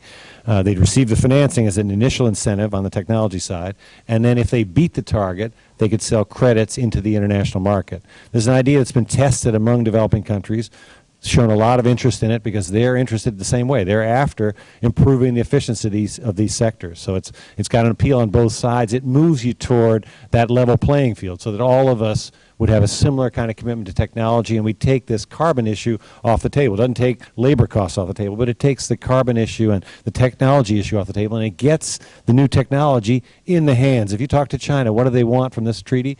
They want the most advanced technologies, and this is a way to offer that to them. And that's what the EU sees this as a very promising incentive path, which gets the same place I want to go. I want a level playing field in cement and steel so I don't lose market share based on carbon standards, and that's where we're headed. So very promising opportunity, as opposed to I'm going to stick you with taxes or I'm going to make you buy allowances if you're not doing as well as I'd like you to do in terms of your carbon program. So it's a much more positive approach. You said if they met or exceeded these standards, they could sell credits into the system. Was there a cost if they did not meet these standards? No. There'd be an understanding that they get this financing for technology. They got to have a contract. They got to build the plants. They got to operate the plants. They can't just say, "Oh, thanks, we like the money and it's very nice." It's a contractual arrangement between that country and the Annex I countries who are offering the financing. And they could use that money for a variety of things. In China, we were in discussions yesterday in China about their 20% goal, and one of their difficulties is getting the provinces to meet those targets. They set the national goal, it's the law,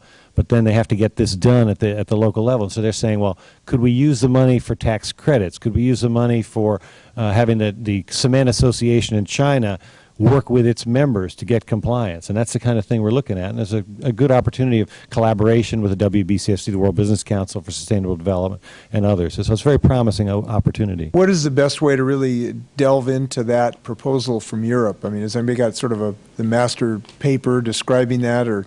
I can certainly share with you. I think, as I mentioned earlier, you know, the U.S. is on this path. The Asia-Pacific Partnership is developing the very benchmark data. The trouble is the U.S. has no credibility because at the end of the day, they won't put any money on the table for incentives, and they won't take any targets. If they did, their good idea would get a lot of momentum. I mean, I think Myron was saying there's some collaboration with China and India. There is. But the point is, where's the beef? Where's the incentive money? That's what's been lacking, and where's the action?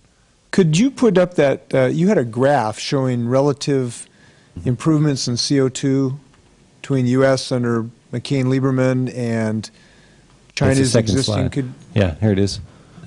Can you see it from back there? The red is China, Brazil, and Mexico. The blue is the European Union's 30% target that they've set for 2020. The gray on the left is Lieberman-Warner in 2015, and the green on the right is Lieberman-Warner in 2020. So to give you a feel for the targets. And these are reductions below business as usual, okay? Because remember, China's growing 100%, so this is they're shaving the growth. These are not reductions from 1990 levels, anything like that, but it still shows you that, and this is laws on the books today. This isn't projections of what they might do some other time. This is laws on the books today if fully implemented, if they did 100% implementation, which is always tough in developing countries. So take this with a grain of salt. I mean, I haven't studied this, but it's actually, what's interesting to me, if you look at that graph, is even if we adopt McCain-Lieberman, even if it was implemented, we're still just marginally ahead of the amount we would be reducing compared to China, even if we adopt a cap-and-trade system relative to their measures already. That's exactly right. And China's numbers for 2010, Lieberman-Warner is 2020, so they're doing this faster by 10 years, which is what we need, actually. Now, is that a comment on, and I support the cap-and-trade system, and my time is up, so I'll talk to you after this hearing. Thank you. Thank you. Time has expired. The chair recognizes Cleaver. Thank you, Mr. Chairman. I'd like to also just begin by saying God bless Mr. Blumenauer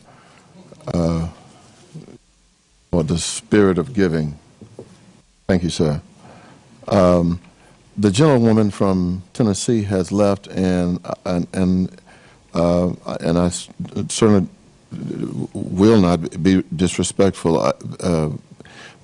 On two occasions, she's presented the word, the European scheme, as if it's something like the guy who was able to drill underground in Texas when I was a kid to tap into other oil. That was a scheme. In Europe, the word scheme is the English word scheme is synonymous with the word plan, diagram. It has nothing to do with some kind of system of ripping off folk. It means map. It means sketch, it gives off the impression to some that the Europeans are announcing we're ripping you off. I mean. And if they were doing that, they'd use another word. So she's done that twice, and I just wanted to say that. The other thing, Mr. Ebel, I wasn't sure if you were serious when you were saying that the forest should be operated privately. Or, I mean, were you making a point, or do you actually? I mean, do you? Mr. Cleaver, absolutely. Federal land managers do not have the correct incentives to take care of what they are managing because they don't own it. So, yes, absolutely. Okay.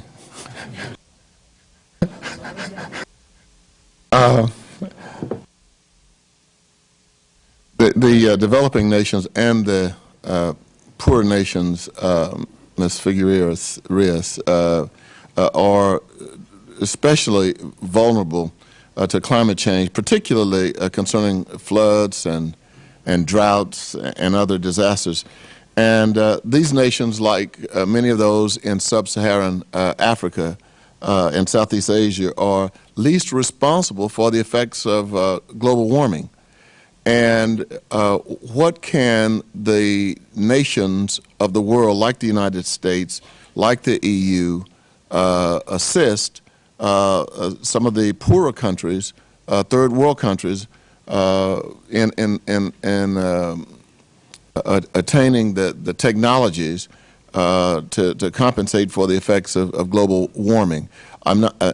Costa Rica probably is not necessarily in that category, but certainly Southeast Asia and African nations are.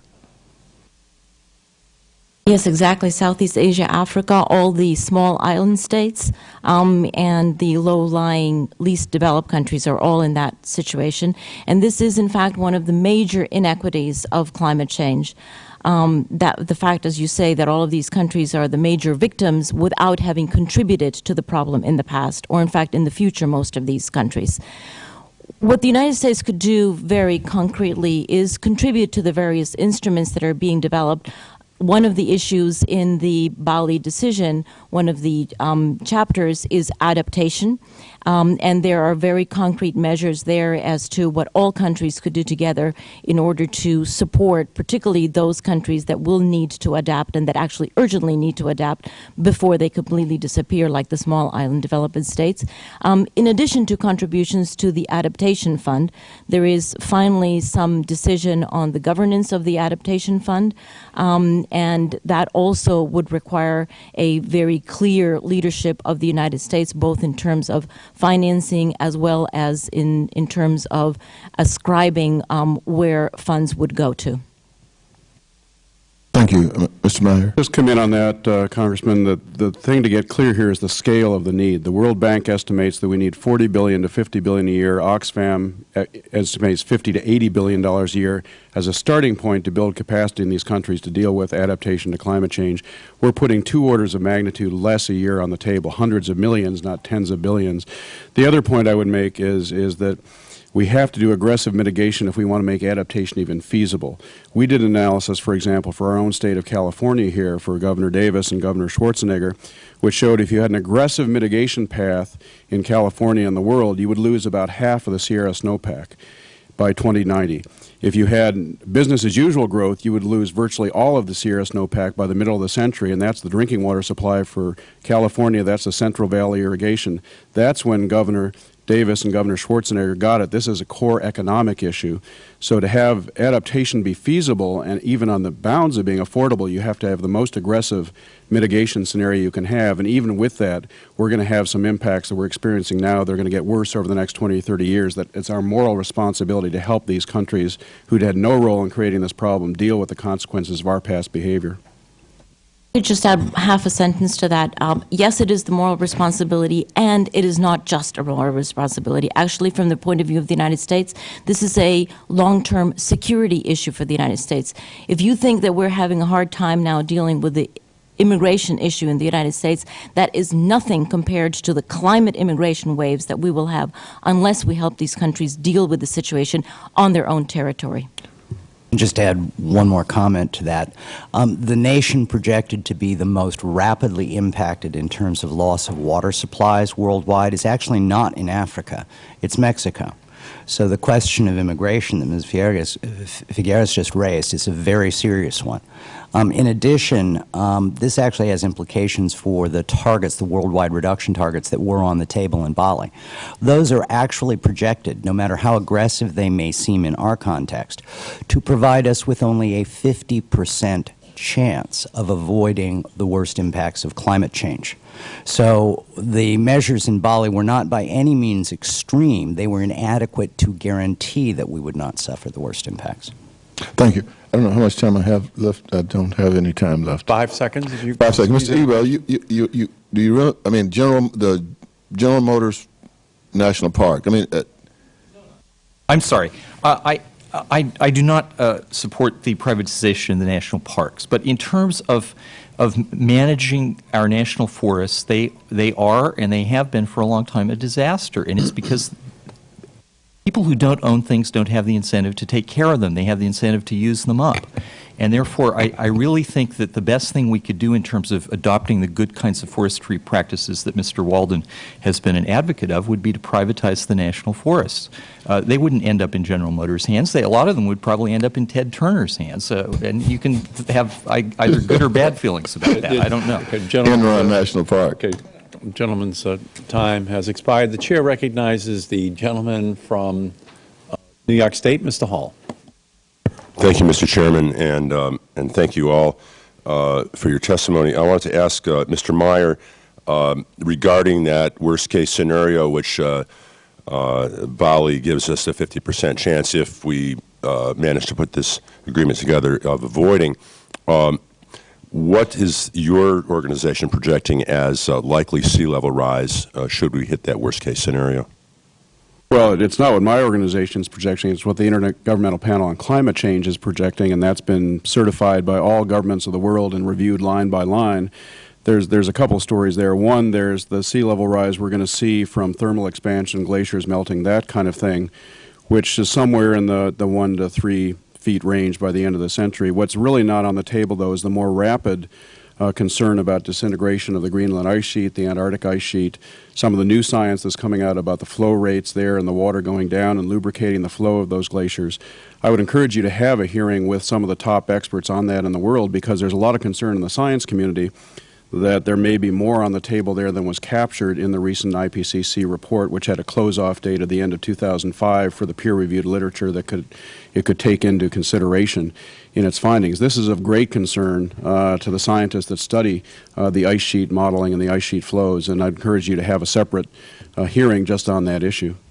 Thank you, sir. And I represent a district which is divided by the Hudson River, which is tidal all the way to Troy, past Albany.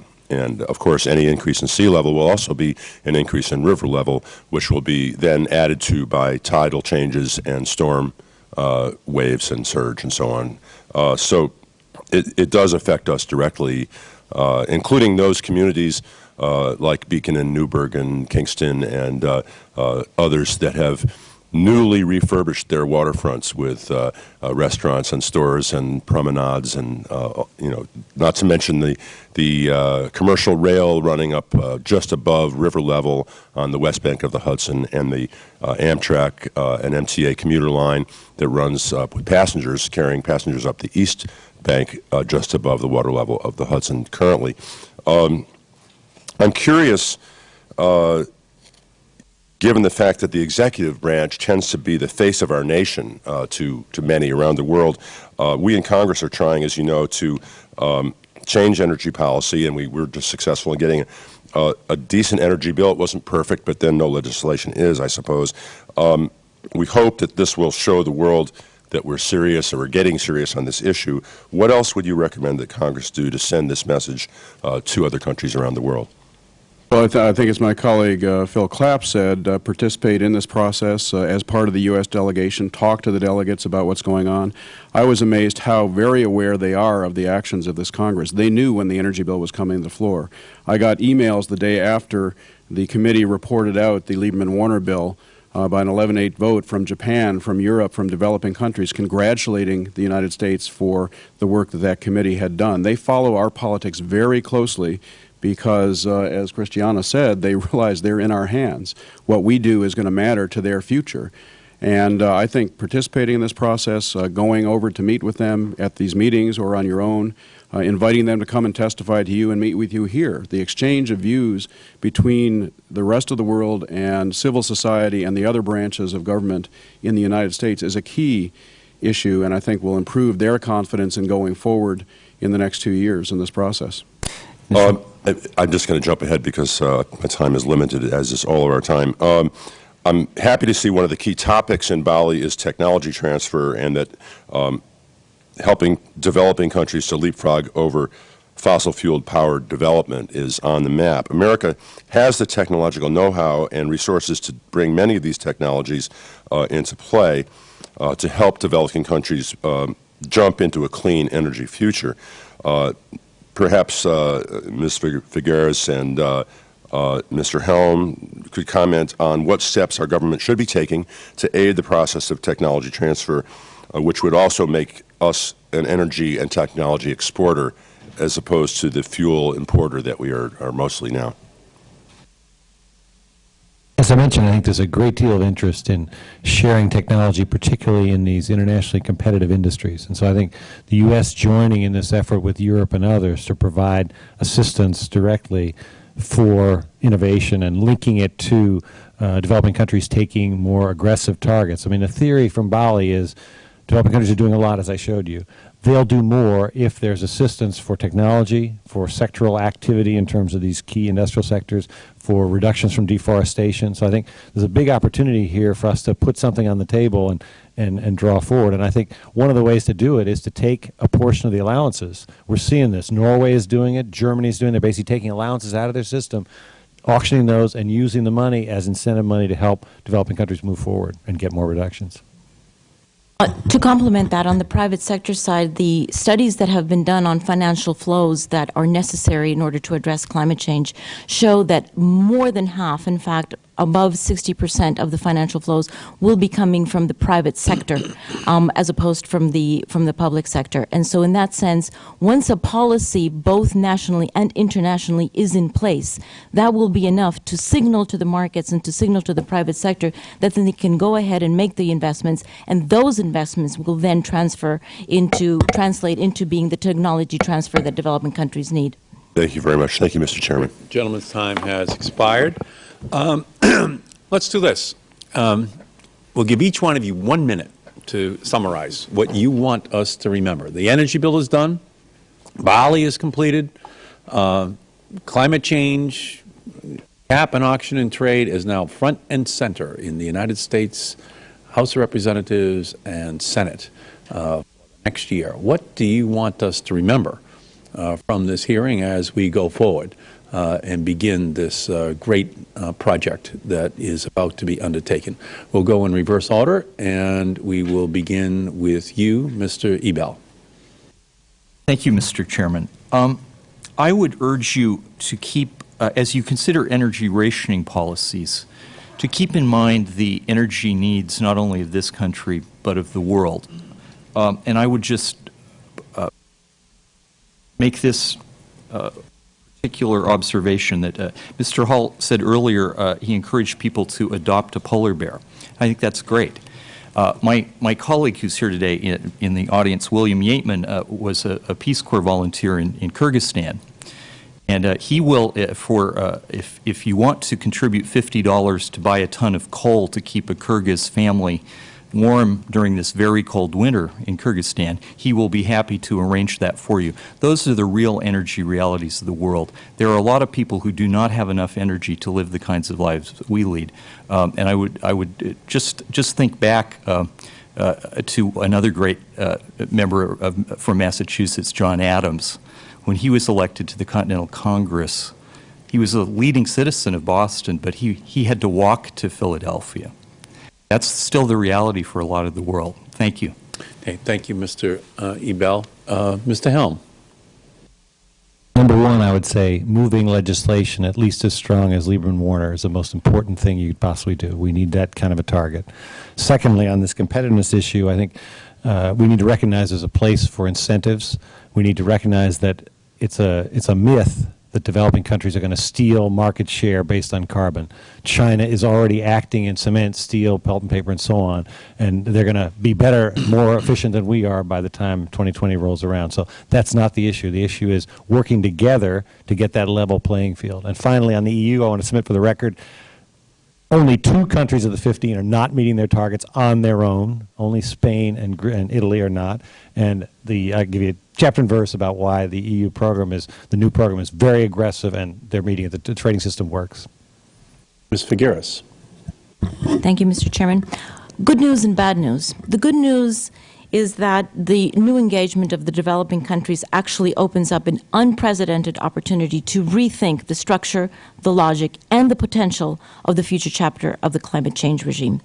The bad news is that we need to do this overnight. We're under an incredible tight time frame. We cannot afford to fail on this opportunity that is laid before us over the next 2 years. If within 2 years, at the end of 2009, we don't have a global agreement that aggressively moves us forward, we will not be able to face our children and grandchildren. Mr. Clapp.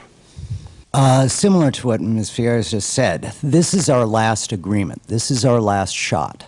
We have to have an international agreement that stops the growth of emissions and begins a pathway downward by 2020. If we don't get that agreement now, we will have missed the opportunity to get industry moving in that direction. So the catastrophic impacts will occur.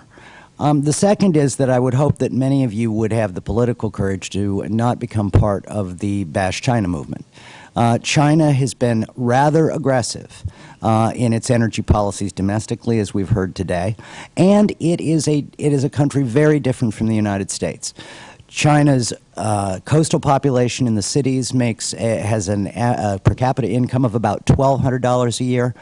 57% of its population still lives on less than $5 a year, whereas the United States per capita income is $42,000 a year. Our standing to lecture what is still one of the poorest countries in the world is rather slim. Thank you, Mr. Clapp. Mr. Meyer. Yes, 3 points. I think the message from Bali is clear. It's time for the United States not just to talk the talk, but walk the walk. If we continue to put a price of exactly zero on carbon pollution to the atmosphere, we're not going to be taken seriously in this process. So the more you can do to move domestic cap and trade legislation through the process to signal that the U.S. is going to get on board with the rest of the world, the better our chances will be in the negotiations. Second, this is not just a risk, it's an opportunity. Keep your focus on the clean energy jobs that can be created, the new markets that can be created in helping the world solve this problem. I know Congressman Inslee has put forward some very bold ideas there. We need an Avalo revolution in this country, and there's an upside for dealing with this problem, not just a downside. And the third is that, well, the costs of achieving the deep cuts that we're talking about by 2050 are not zero. They're not minimal. They are affordable. They are somewhere in the range of 0.5% to 1% of gross domestic output by the middle of the century. That's the equivalent of tripling world output from 2050 to 2051. I think our descendants would say that's a pretty good deal. On the other side, the costs of doing something are far lower than the cost of doing nothing. There is no scenario feasible where we can do nothing and have nothing happen in return. And estimates vary on what the ratio is there, but there's very little disagreement that the costs of inaction are much greater than the costs of dealing with this problem. We thank you. We thank each of the witnesses. This has been absolutely fantastic panel, and we thank each of you for giving us this preview of coming attractions in the United States Congress for the next 1 year.